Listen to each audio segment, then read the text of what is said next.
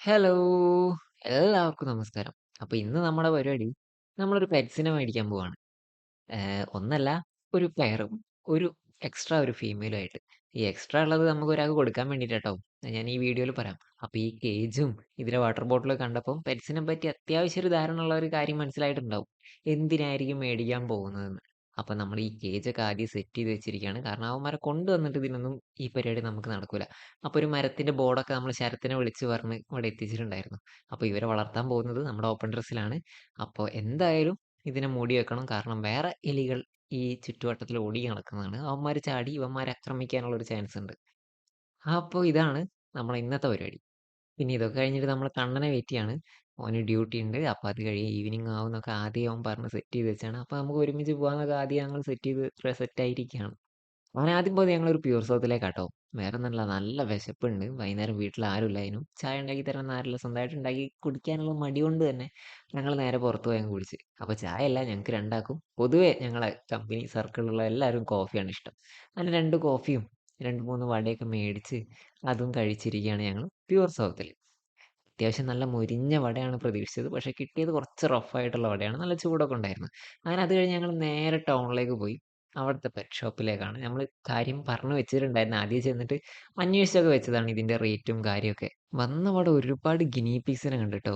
അവന്മാരെയൊക്കെ നമുക്ക് വാങ്ങണമെന്നുണ്ട്. പക്ഷെ ഇപ്പൊ നിലവിൽ കൂടിന്റെ കുറച്ച് സൗകര്യക്കുറവ് കാരണമാണ് എടുക്കാത്തത്. പിന്നെ നേരെ ചെന്നത് നമ്മുടെ ഹാംസ്റ്റർ ഇട്ട് വെച്ച അക്വേറിയത്തിലേക്ക്. അവരെ നന്നായിട്ടൊന്ന് നോക്കി നമുക്ക് ആവശ്യം വരും. അത് കഴിഞ്ഞ് പുറത്ത് നോക്കിയപ്പോഴാണ് നല്ല സൺ ക്യൂണൂർ കുട്ടന്മാരെ കണ്ടത്. ഇവന്മാരെ നമ്മൾ വൈകാതെ തന്നെ നമ്മുടെ വീട്ടിലേക്ക് കൊണ്ടുവരുന്നതായിരിക്കും ട്ടോ. ഒരു പെയറിന് എന്തായാലും നമ്മൾ എടുക്കും. ഹാൻഡ് ഫീഡിംഗ് അല്ല, ബ്രീഡിംഗ് പെയർ പോലൊരു സെറ്റപ്പ്. കാരണം നമുക്ക് ഹാൻഡ് ഫീഡ് ചെയ്തെടുക്കാനുള്ള ഒരു സമയം ഇപ്പം ഇല്ല. നമ്മൾ പണ്ട് ഒരുപാട് ചെയ്തിട്ടുണ്ട്. അങ്ങനെ അകത്തൊക്കെ തിരിഞ്ഞ് കളിച്ചപ്പോൾ ഒരു ഇഗ്വാനയും കണ്ടു ട്ടോ. പണ്ട് നമ്മൾ ഇവനെയും കീപ്പ് ചെയ്തിരുന്നു. പിന്നെ തിരക്ക് മൂലം നോക്കാൻ സമയമില്ലാത്തത് കാരണമായിട്ട് ആളെ കൊടുത്തതാണ്. അങ്ങനെ നമ്മൾ വാങ്ങുന്ന പെറ്റ് ഹാംസ്റ്ററാണ്. ഒരു പെയറാണ് മേടിക്കാൻ ചെന്നത്. പക്ഷെ അവിടെ ചെന്ന സമയത്ത് ആകെ 2 പീസേ അവിടെ ഉണ്ടായിരുന്നുള്ളൂ. 2 പീസും ഫീമെയിൽ ആയിരുന്നു. ആ ഫീമെയിലിൽ ഒരു ഫീമെയിലിനെയാണ് നമ്മൾ ഇങ്ങോട്ട് വാങ്ങിച്ചത്. ഫീമെയിലിന് കൂട്ടായിട്ട് ഒരു മെയിലിനെ ഉടനെ തന്നെ വേണമെന്ന് പുള്ളിയോട് പറഞ്ഞിട്ടാട്ടോ അവിടെ നിന്ന് ഇറങ്ങിയത്. അടി ഉണ്ടാക്കലടാ. അങ്ങനെ നായ്ക്കുട്ടന്മാരെ കളിയൊക്കെ കണ്ട് കണ്ണനെ നോക്കിയിരിക്കുമ്പോഴാണ് ആള് അത്യാവശ്യം നല്ല രീതിയിൽ അവിടുത്തെ എല്ലാ പെറ്റ്സിന്റെ ഫോട്ടോസൊക്കെ എടുത്ത് വെച്ചിട്ടുണ്ട്. അങ്ങനെ മനസ്സില്ലാ മനസ്സോടെ നമ്മൾ തിരിച്ച് വീട്ടിലേക്ക് പോവാണ്. ഇനി ഈ ഹാംസ്റ്ററിനെ കൊണ്ടുപോയിട്ട് വീട്ടുകാരുടെ റിയാക്ഷൻ ഒക്കെ ഒന്ന് എടുക്കണം.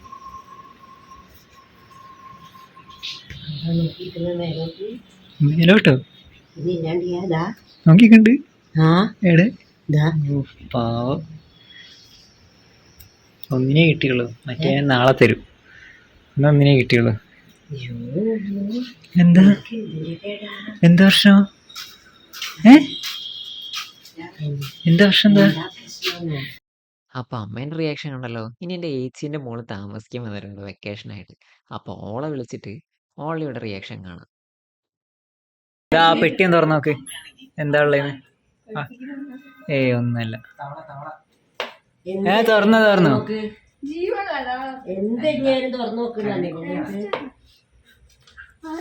ആ എങ്ങനുണ്ട്?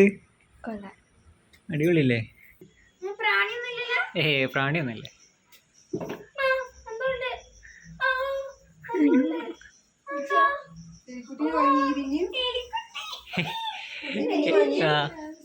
എലിക്കുട്ടില്ല, ഹാംസ്റ്റർ. ഹാംസ്റ്റർ. ആ ഇവർക്കാർക്കും അത്ര വലിയ റിയാക്ഷനോ അങ്ങനെ പേടിയോ കാര്യങ്ങളൊന്നും ഉണ്ടാവില്ല കേട്ടോ. കാരണം ഏകദേശം ഒരു 3-4 വർഷം മുന്നേ ഈ ഹാംസ്റ്ററിനെയും ബാൻഡഡ് മൈസിനെയൊക്കെ ഞാൻ വീട്ടിൽ കൊണ്ടുവന്ന് വളർത്തിയിട്ട് ഇവരൊക്കെ ഇതുമായിട്ട് അത്ര നല്ല രീതിയിൽ ശീലമായതാണ്.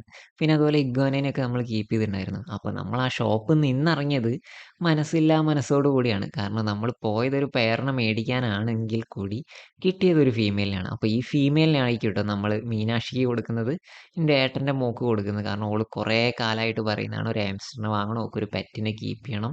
ഫിഷ് എൻ്റെ കയ്യിൽ ധാരാളം ഉണ്ട്, ഞാൻ ഓൾക്ക് കൊടുത്തിട്ടുണ്ട്. പക്ഷേ ഫിഷിനെ ഓൾക്ക് റൂമിൽ വെച്ച് കീപ്പ് ചെയ്യാൻ പറ്റൂല എന്നുള്ളൊരു ബുദ്ധിമുട്ട് പറഞ്ഞുകൊണ്ടാണ് ഈ ഹാംസ്റ്ററിനെ തന്നെ ഓൾക്ക് മേടിച്ച് കൊടുക്കാൻ പോകുന്നത്. അപ്പം നമുക്ക് വേണ്ട പെയറിനെ നമ്മൾ അടുത്ത ദിവസം പോയിട്ട് വാങ്ങുന്നതാണ്. അപ്പോൾ ഇതാണ് ഇവർക്ക് വേണ്ടി മേടിച്ച ഫുഡ്. സീഡ് മിക്സ് ആണ്. അപ്പോൾ സീഡ് മിക്സിൽ ആൾ കുറച്ച് ക്യാറ്റ് ഫുഡ് കൂടെ മിക്സ് ചെയ്തിട്ടിട്ടുണ്ട്. കുഴപ്പമില്ല, ഇവന്മാർ ഈ ക്യാറ്റ് ഫുഡൊക്കെ കഴിച്ചോളും. അപ്പം ഫുഡ് ഒരു ടൈപ്പ് കൂടെ നമുക്ക് വാങ്ങണം. മുയലിന് കൊടുക്കുന്ന ഫീഡായിരിക്കും നമ്മൾ മേടിക്കുക. അപ്പോൾ ആദ്യ ദിവസം ആയതുകൊണ്ട് തന്നെ കയ്യിൽ വന്നിട്ട് ഫീഡ് എടുക്കാനൊക്കെ നല്ല രീതിയിലുള്ള ബുദ്ധിമുട്ടുണ്ടാവും. ചിലപ്പോൾ ചെറുതായിട്ടൊരു കടി കിട്ടുന്നത് കാണാനും സാധ്യതയുണ്ട്. അപ്പോൾ നമ്മൾ ഒരുപാട് അവരെ വെറുപ്പിച്ചില്ല. കേജിൽ ഇട്ട് കൊടുക്കുകയാണ് ചെയ്തത്. കാരണം ഫസ്റ്റ് ദിവസമാണ്. നല്ല രീതിയിൽ പേടിയുണ്ടാവും. നമ്മളെല്ലാരും ആദ്യായിട്ടാണ് ഇവൻ കാണുന്നത്. സോറി ഇവൾ. ഇവൾ കാണുന്നത്. അങ്ങനെ ഇവളാള് ഏകദേശം കുറച്ച് സമയം കൊണ്ട് തന്നെ കേജുമായിട്ട് ഏകദേശം സെറ്റായി തുടങ്ങിട്ടോ. ആൾക്ക് മൊത്തത്തിലൊരു കൺഫ്യൂഷനാണ്. കാരണം പുതിയ സ്പേസ് ആയതുകൊണ്ട്. അപ്പൊ നമ്മളെ കണ്ണൻ ഇവിടെ നിന്നിട്ടും ഇവളുടെ ഫോട്ടോ എടുത്തോണ്ടിരിക്കാ. അടുത്ത ദിവസം രാവിലെ തന്നെ നമ്മൾ പെറ്റ് ഷോപ്പിലേക്ക് വിട്ട്. വേറൊന്നുമല്ല, പെറ്റ് ഷോപ്പിലെ ചേട്ടൻ വിളിച്ച് നമ്മളടുത്ത് പറഞ്ഞ് ഐറ്റം വന്നിട്ടുണ്ട്. നല്ല കളക്ഷൻ ഉണ്ട്. നല്ല വെറൈറ്റി കളേഴ്സും ഉണ്ട്. പെട്ടെന്ന് വന്നാ പെട്ടെന്ന് കൊണ്ടുപോവാന്ന്. ഒന്നും നോക്കിയില്ല. രാവിലെ തന്നെ എണീച്ച് ചായ പോലും കുടിക്കാതെ ഞാനും നന്ദും വിട്ടത് പെറ്റ് ഷോപ്പിലേക്കാട്ടോ. കാരണം ഈ നട്ടപ്പൊരി വെയിലത്ത് ഇത്ര റിസ്ക് എടുത്ത് പോകുന്നെങ്കിൽ ഒന്നെങ്കിൽ അത് ഫുഡിന്റെ കാര്യത്തിനായിരിക്കണം. അല്ലെങ്കിൽ ഇതുപോലുള്ള ഫിഷിന്റെയോ പെറ്റ്സിന്റെയോ കാര്യത്തിനായിരിക്കും. അപ്പൊ ഈ പെറ്റ് ഷോപ്പിൽ ഈ പുള്ളി ചെയ്യുന്നത് മെയിൽ ആൻഡ് ഫീമെയിലിൻ ഐഡന്റിഫൈ ചെയ്യാട്ടോ. കാരണം ഒരു ഫീമെയിലിനെ നമുക്ക് ഇഷ്ടപ്പെട്ട കളറിനെ ചൂസ് ചെയ്ത് കഴിഞ്ഞ്.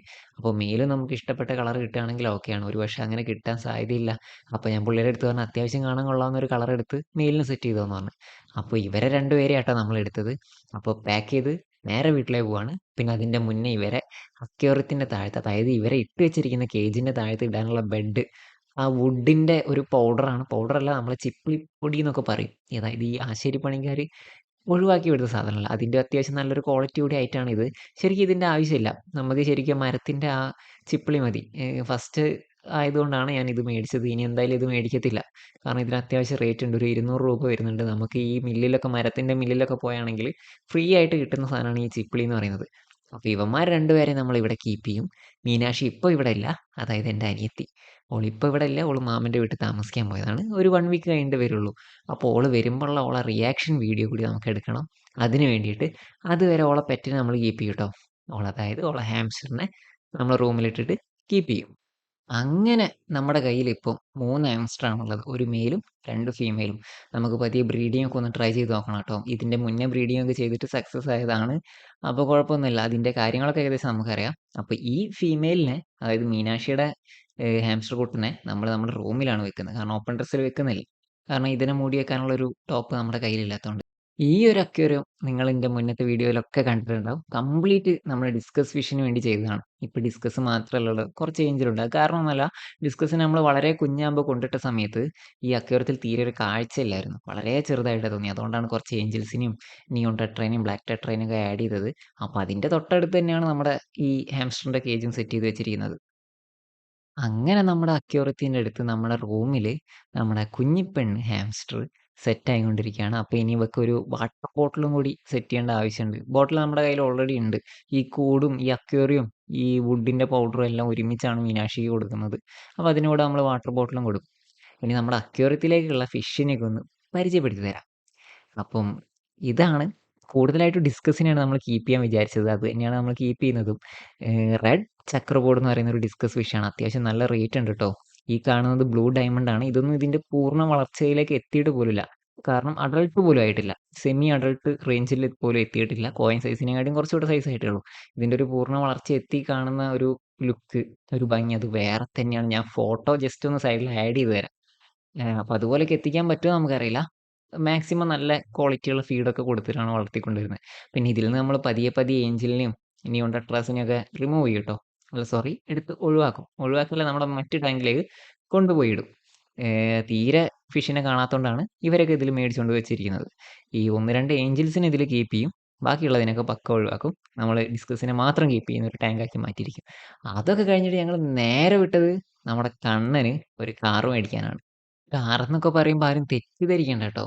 ഒരു ചെറിയ കുഞ്ഞൻ കാർ, ഒരു റിമോട്ട് കാർ. കാരണം ഞങ്ങൾക്ക് എല്ലാവർക്കും, നമ്മളെ ഈ ഫ്രണ്ട്സ് സർക്കിളിലുള്ള എല്ലാവർക്കും ഉള്ള ഒരു ക്രേസാട്ടോ ഈ റിമോട്ട് കാറുകളോടും ഹോട്ട് വീൽസിനോടും. ഈ റിയലിസ്റ്റിക് മോഡൽ കാറുകളൊക്കെ ഇല്ലേ, ചെറുത് നമുക്ക് കളിക്കാൻ പറ്റിയ മെറ്റൽ ബോഡി വരുന്ന, അതിനോടൊക്കെ അടങ്ങാത്ത ക്രേസാണ് ഞങ്ങൾക്ക് എല്ലാവർക്കും. എന്താണെന്നറിയില്ല. അപ്പൊ അത് എന്തായാലും ഈ മാസത്തെ സാലറിയിൽ ഞങ്ങൾ മേടിക്കുമെന്ന് വിചാരിച്ചാണ്. ഞാൻ മുന്നേ കഴിഞ്ഞ മാസം മേടിച്ചായിരുന്നു. ഇതേ ഷോപ്പിൽ നിന്ന് തന്നെയാ മേടിച്ചത്. ഇവിടുത്തെ കളക്ഷനെ പറ്റി പറയുകയാണെങ്കിൽ ഒരു രക്ഷയില്ല ട്ടോ. കാർ ഇങ്ങനത്തെ കളക്ടേഴ്സ് ഒക്കെ ഉണ്ടെങ്കിൽ വന്ന് മേടിച്ചോ. പിന്നെ അവൻ കാർ നോക്കുന്ന ഗ്യാപ്പിൽ ഞാനും നന്ദും പോയിട്ട് മെല്ലെ ഹോട്ട് വീൽസിന്റെ ഒരു ബോക്സ് പൊട്ടി കിടക്കുന്നുണ്ടായിരുന്നു. ഇതിനോടുള്ള ക്രേസ് പറഞ്ഞറിയിക്കാൻ പറ്റൂല. അത്രയ്ക്ക് ഇഷ്ടാട്ടോ ഇങ്ങനത്തെ ടോയ് കാറുകളോട്. സത്യം പറഞ്ഞാൽ ഇത് ടോയ് കാർസ് അല്ല ഞങ്ങൾക്ക്. ഞങ്ങൾക്കൊരു വികാരാണിത്. അങ്ങനെ ഈ ബോക്സിന്ന് ഞാനും നന്ദു ഇരുന്നിട്ട് കിടന്നിട്ട് കൈയിട്ട് വാരി ഒരുപാട് കാറിന്റെ കളക്ഷൻ ഉണ്ടായിരുന്നു അവിടെ. അപ്പം റേറ്റിന്റെ കാര്യം പറയുകയാണെങ്കിൽ ജസ്റ്റ് 400 റുപ്പീ വരുന്നുള്ളൂ. അത്ര വലിയ റേറ്റാണെന്നും പറയാൻ പറ്റൂല. കാരണം ഇതിലും റേറ്റ് കൂടിയ സ്ഥലങ്ങളുണ്ട് നമ്മുടെ നാട്ടിൽ തന്നെ. അങ്ങനെ അതൊക്കെ നോക്കി ഞങ്ങൾ പതിയെ കാർ ടെസ്റ്റ് ഡ്രൈവിങ്ങിലേക്ക് തുടങ്ങി കേട്ടോ. ടെസ്റ്റ് ഡ്രൈവിംഗ് എന്നൊക്കെ പറഞ്ഞ് സംഭവമാക്കുമ്പോൾ നിങ്ങൾ വിചാരിക്കും എന്തോ വലിയ കാർ, ഡ്രീം കാർ അച്ചീവ് ചെയ്യാൻ വന്നതാണെന്ന്. സത്യം പറഞ്ഞാൽ ഞങ്ങൾക്ക് ഇതൊരു ഡ്രീം പരിപാടി തന്നെയാണ് കേട്ടോ. കാരണം ഞങ്ങളാവുന്ന കാലത്ത്, ഞങ്ങളുടെ കുട്ടിക്കാലത്ത് ഞങ്ങൾ ആഗ്രഹിച്ച സമയത്ത് ഞങ്ങൾക്ക് ഇതൊന്നും വെച്ച് കളിക്കാനുള്ള ഒരു സാഹചര്യം ഉണ്ടായിരുന്നില്ല. അപ്പോൾ ഞങ്ങൾ പഠിച്ച് ഒരു പണിക്കൊക്കെ കയറി അത്യാവശ്യം മാസം സാലറിയൊക്കെ വാങ്ങാൻ തുടങ്ങിയ സമയത്ത് ഞങ്ങൾ ഞങ്ങളുടെ കുട്ടിക്കാലത്ത് കിട്ടാതെ പോയ ഞങ്ങളുടെ ആ ബാല്യം ഞങ്ങൾ തിരിച്ചു വാങ്ങാൻ ശ്രമിക്കുക കേട്ടോ. അത് എത്രത്തോളം പോസിബിളാന്ന് അറിയില്ല. കാരണം ചെയ്യേണ്ട കാര്യങ്ങള് ആ പ്രായത്ത് ചെയ്യണം. പിന്നെ അത് നമ്മൾ എത്ര കീപ്പ് ചെയ്യാൻ ശ്രമിച്ചാലും, എത്ര പിടിച്ചു വാങ്ങാൻ ശ്രമിച്ചാലും നമുക്ക് കിട്ടൂല. അപ്പൊ എനിക്കും കണ്ണനും അത്യാവശ്യം നല്ലൊരു കാറിന്റെ കളക്ഷൻ ഉണ്ട്. നമ്മുടെ കളക്ഷനൊക്കെ ആയിട്ടുള്ള ഒരു വീഡിയോ എന്തായാലും വരുന്നതാണ്. അപ്പോൾ എല്ലാവർക്കും ബായ്. അടുത്ത വീഡിയോ കാണാം. ഇഷ്ടപ്പെട്ടാൽ ലൈക്ക് ചെയ്യുക, സബ്സ്ക്രൈബ് ചെയ്യുക, എല്ലാവർക്കും ഷെയർ ചെയ്ത് കൊടുക്കുക. അപ്പോൾ ബായ്.